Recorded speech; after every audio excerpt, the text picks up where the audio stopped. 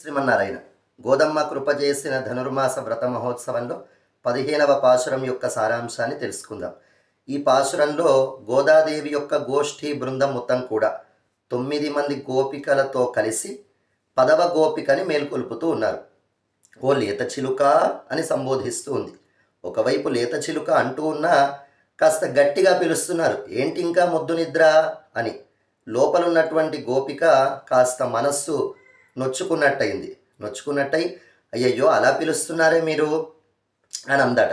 మళ్ళీ గోదాదేవి, అయ్యయ్యో నేను ఇబ్బంది పెట్టాలని కాదు, నీకు భగవద్భక్తి పరిపూర్ణంగా నిండినటువంటి మనస్సు నీది కనుక నీవు మా గోష్ఠితో కలవచ్చు కదా అని అందంట. మళ్ళీ లోపల ఉన్నటువంటి గోపిక, అయ్యయ్యో నాదే పొరపాటైపోయింది, క్షమించండి, మీరంతా పరమాత్మ సందర్శనం కోసం వెళ్తూ నన్ను కూడా కలుపుకోవాలనుకున్నారు, కానీ నేనే మొద్దు నిద్రలో ఉన్నాను అంటూ లోపల ఉన్నటువంటి గోపిక అంది.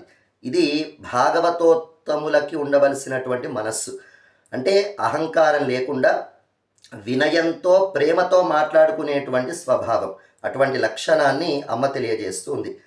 మరి లోపల ఉన్నటువంటి గోపిక, మరి బయటకు వచ్చి ఏం చేయాలి, ఎవరి దగ్గరికి వెళ్తున్నారు అని ప్రశ్నించింది. కువలయాపీడం అనేటువంటి ఏనుగుని సంహరించినటువంటి స్వామి, మల్లులని మట్టు పెట్టినటువంటి స్వామి, మాయావి ఆశ్చర్య చేష్టితములని చేసేటువంటి ఆ పరాత్పరుణ్ణి మనమంతా నోరారా పాడుకుంటూ వెళ్దాము అంటూ తెలియజేసింది. అంటే భక్తుల హృదయాలలో పరమాత్మ ఉంటాడు, మూర్ఖుల హృదయాలలోనూ ఉంటాడు. కానీ మూర్ఖుల హృదయాలలో ముళ్ళ మీద ఉన్నట్టుగా స్వామి కనిపిస్తుంది, భక్తుల హృదయాలలో మల్లెల మీద ఉన్నట్టుగా అనిపిస్తుంది. కనుక అటువంటి భక్తుల హృదయాలలో పరమాత్మ ఉంటాడు కనుక భక్తులని అవమానపరచకుండా మనం ఉంటేనే భగవద్ అనుగ్రహం కలుగుతుంది అనేటువంటి రహస్యాన్ని అమ్మ ఈ పాశురంలో తెలియజేస్తుంది.